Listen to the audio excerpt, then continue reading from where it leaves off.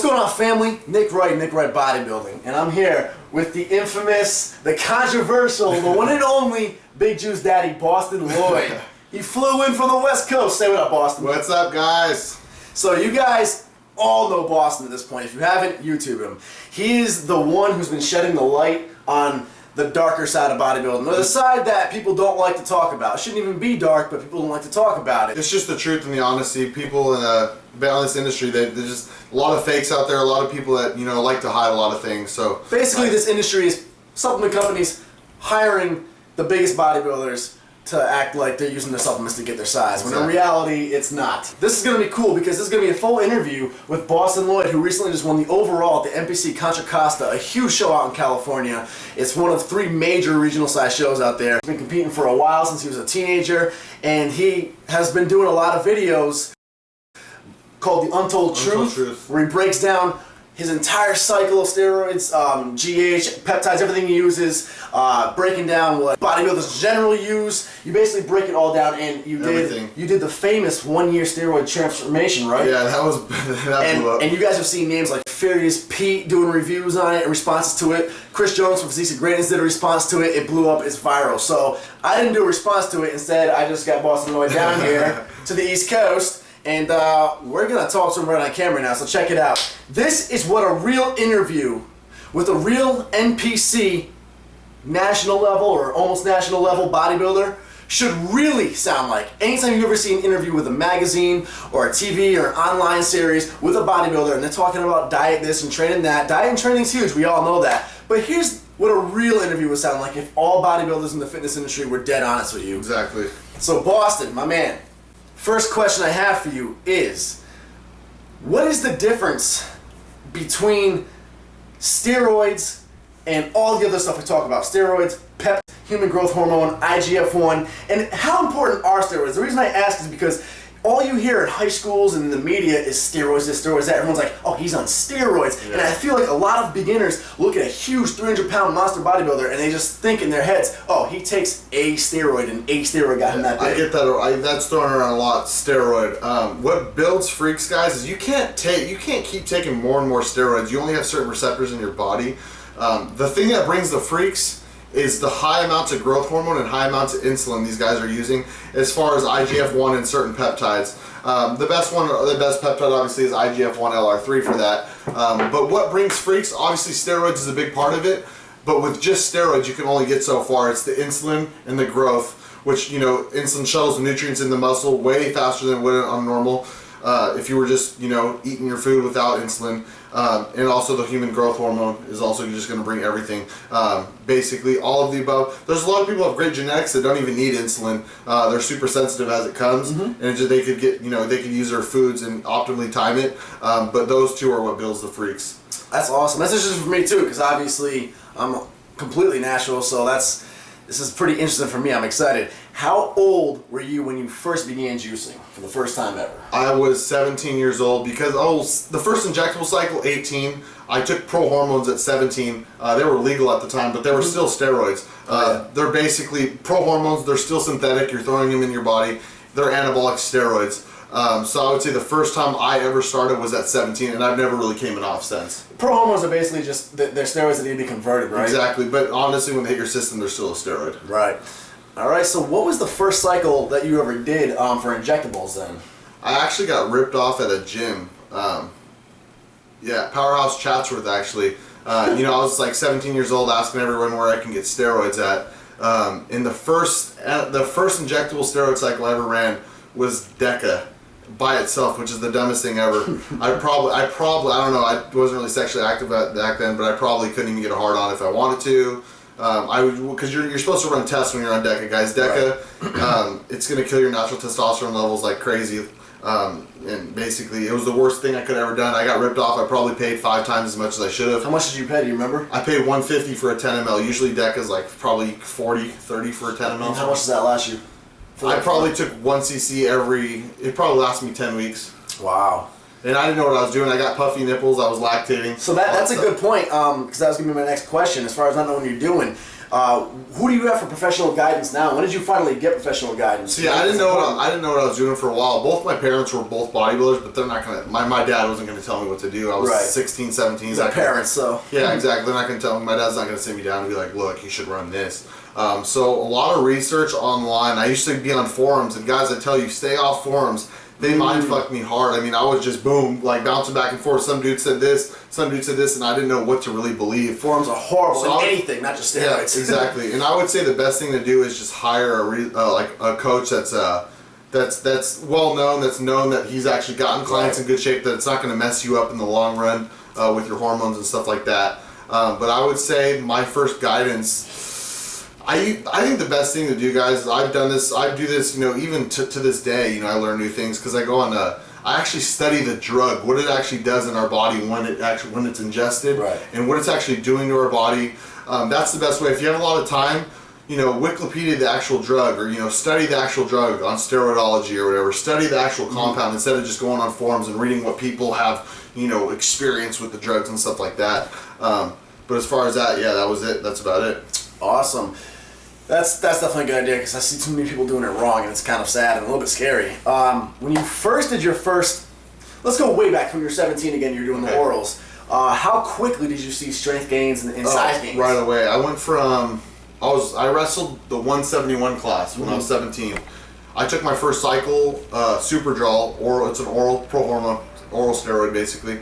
I went from 171 to 230 in 4 weeks. Wow, 230. And my bench went up to 80 pounds. That was my first cycle. So usually when you get on a first cycle, guys, you guys are going to put on 20 to 30 pounds, no matter if your nutrition is on check. I've had guys that have horrible nutrition. Yeah.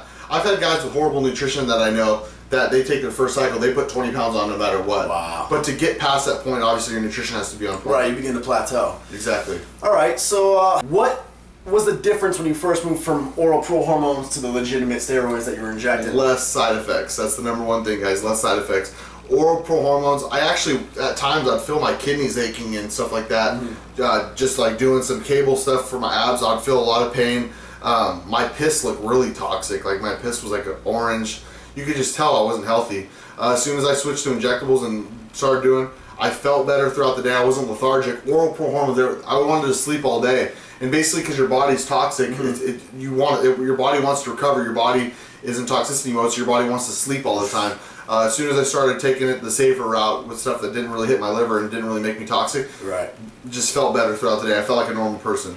All right, so here we go. Now that you guys know the background and basically, what he's all about and how it works, we'll kind of ask some general interview questions that you would normally hear in a bodybuilding interview, and we're going to get the real answers now. So this past off-season, obviously everyone saw the 1 year transformation video. Big names were talking about it. You blew up. So Bostin Loyd, what did you do to gain that size? I mean, you can talk about nutrition. Yeah, too. everything. I'll talk about it all. Everything. So the main two things, I would say, the definite switch in training. Hired a great coach in Dave Palumbo. The main differences that I've seen was the heavy volume training. I used to sit in the gym, guys, and grab like tiny weight and just go for the blood volume and the pump. Got massive blood volume and all that stuff, but it wasn't putting on the muscle. Yeah, I would get a little harder and stuff like that. But as far as building the muscle, when I switched to Dave Palumbo, I used to do 30 to 40 sets for legs. He has me doing like 12 to 14 sets. That's including quads and hamstrings. And my legs grew. Chest went from 20 to 30 sets to 9 sets. All heavy, 4 to 8 reps. That was a big thing. Actually lowered my actual dosing of the drug. I say this because I used to run 4 compounds at once. So if you calculate the actual milligram per milligram total, I was taking more when I looked worse. The thing that a lot of research on my own and learned from Dave is you don't need to run crazy different compounds. Test is key, guys. Test is key. So high test with something like EQ or DECA that's also anabolic. That's going to bring the gains, and this keeps you non-toxic. Non-toxic means you feel better, and you can eat your meals. Some guys take D-bol and Androl. It takes them hours to eat. With me, if I'm non-toxic, I eat my meal 5 minutes. I'm in and out. The digestion of the food is a little bit better when you're able to. When you're not sitting there just like gagging on food. And I got to the point where I was puking my meals up. So the main change, guys, is a switch from not overtraining. I was overtraining before. In and out of the gym in 30 to 45 minutes, guys. And the big difference is high test and just one other compound in off season. When you come for pre-contest now, you're running 6 or 7 drugs. All right, yeah, we're gonna get into that in 1 second. Definitely want to get into the pre-contest, but before we get off the bulking, how many? You said you're only taking just no more than 4 or you were taking 4 compounds in the beginning. Now you're taking just 2. I was in off season. I would do about 4 to 5, maybe even 6, including the orals, and I switched to just 2. So what was your best stack for bulking? For the 1 year transformation. Yeah. I would say 1,500 mgs of test and 800 mgs of DECA or EQ. Okay. They got the same result. DECA is a little bit more bloat, a little bit more strength. EQ keeps you a little bit tighter. But as far as that, high test in like something like EQ or DECA, growth too. 4 IUs of growth. And the insulin's huge for me. When I added the insulin, I saw the biggest difference. I do 10 IUs with breakfast. Humulin R is in and out of your system in about 5 to 6 hours. Something like Humalog is in and out of your system in about 1 to 2 hours. Why do I pick Humulin R? I pick Humulin R because in your system longer, you don't have to shoot it as much. So I'll take a shot in the morning with breakfast, and then 5 to 6 hours later, I'll take another shot. So I'm insulin sensitive throughout the day, right? Which means my nutrients are getting used at a better rate. All right, awesome. How much did that cost you, that stack, for the off season? Test and DECA, that's not expensive. Maybe for 8 weeks of test and DECA, and maybe, let's see, go through 3 vials, maybe 300. Okay, and how much? And insulin, guys, insulin's legal. I got at Walmart for $24. It lasts me 8 months. Human growth hormone, I take 4 IUs. It's about $250 a month for growth. Growth is where it gets you. Growth is where it gets you. You mentioned cutting earlier. Before we get into what you take drug-wise for cutting, how is the diet different for cutting? Because before you answer, I'll say that obviously as a natural athlete, it's all about time. We need 25, 35 weeks as a natural athlete because we need to hold on to that size, and we don't have anything to help us cut. So we need 6, 7 months to cut, and it takes forever. What's the difference between your diet? Well, I went from fat to shredded in 12 weeks. Yeah, so 12 weeks. Drugs vary. Your things like Clen, T3, growth hormone. What did you take for cutting? For cutting, I ran test. Well, the first 4 weeks I ran test, DECA, and EQ just to hold as much size as possible. The last 8 weeks I would run crazy. I would run test, EQ, Masteron, Proviron, Tren, obviously, Primobolan, Winstrol, Anavar, Halo test in the last 2 to 3 weeks, and obviously an anti-estrogen in the beginning, about 1 milligram of Arimidex. As you get closer to a show, you have to up your anti-estrogens to dry out.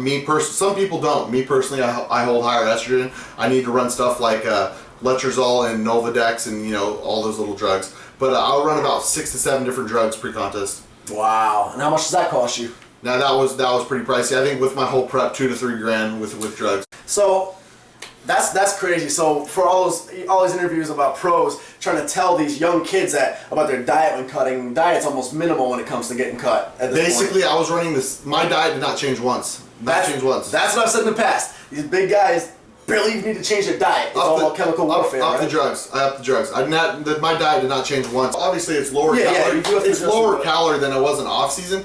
But basically, the drugs kept changing my physique. Whether it wasn't the diet changes, it was the difference in drugs that changed my physique. Upping the thyroid, upping the Clen, upping the Tren. All of these things are what really changed my physique. And they say that because obviously like a natural guy like me, and I've used if it fits your macros, all that stuff. We argue the science of nutrition a lot, and people will always be like, well, what about this pro's coach? What about that pro's coach? He doesn't have him doing this or that, this and that. And I've said it a million times. At that level, NPC Nationals, IFBB Professional, the coaches that you hire are more chemists. They're not really nutritionists. They know their nutrition, but they're not. The best coaches out there know their drugs more than their diets. So for sure. Coaches on drugs. All right.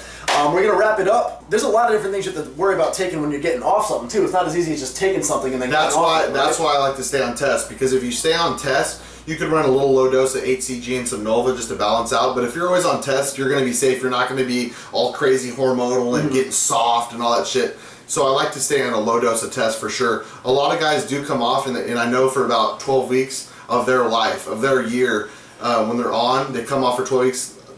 All of the guys that I know, they feel like complete shit. They want to get back on, but they know mentally, a lot of people think it's for health. But honestly, if you think about your health, why would you want your hormones going like this all the time, even when you're balancing out? Just stay on a low dose of test. You're shut down anyways. You're basically replacing what your natural test would be producing if you never touch steroids. All right. So you're basically taking a little bit of a break from all the chemicals, but you're not, you're keeping your hormones in whack. What do you say you spend a year between bulking and cutting? Say it's a year you do a competition and you bulked and you cut. What do you say you spend a year, like this past On year? everything. On everything. Food included? No, just on the drugs. On the drugs.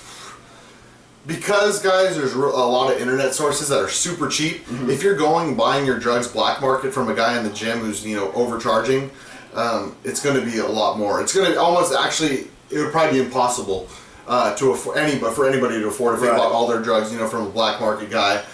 If they're trying to be a good bodybuilder. Right. But because there's these online sources now that are so cheap, I mean, dirt cheap, you can go, across country to, Ukraine or, whatever, and get your drugs super cheap. It's not that much. It's honestly, I put it like this. A lot of people ask me like, man, how do you afford all this? And I'm like, I don't party, I don't drink, I don't go out, I sit in my house. It's probably no different than a guy that takes his girlfriend out or dates girls on a regular basis, who goes out to nice restaurants, throws $60 to $70 every week, and that adds up. You take a girl out, Friday, so we're spending the same Friday, thing Saturday, or Sunday, 70 times 3, that adds up. You're probably spending more than I am on drugs, guys, to be honest. So, to be honest, I don't think it's that much. I think maybe, for a full year, ballpark. It's like ballpark. I'd probably maybe like 6, 7, 8 grand. Thanks again, my dude. Make sure you check out his channel. It's the first link in the info box. Bostin Loyd. He has tons of videos answering all your questions. These are very general questions. Again, wanted to see the real answers a bodybuilder would give in a general interview, but he gets into it much more personally and in much more detail on his channel. Make sure you check him out, subscribe to him, and follow him. And he's also on Facebook and at Big Juice Daddy. That's my Instagram. I mean, I don't use it that much, guys. I don't know why. I should probably use it more. It's kind of, I'm not good with that whole computer technology and all that, filtering shit, but maybe I'll start getting on there a little bit more. All right, brother. Thanks for coming by. We'll see you guys later. Awesome, guys. Some baby weight curls for bodybuilders, like Nick Wright. Nick Wright.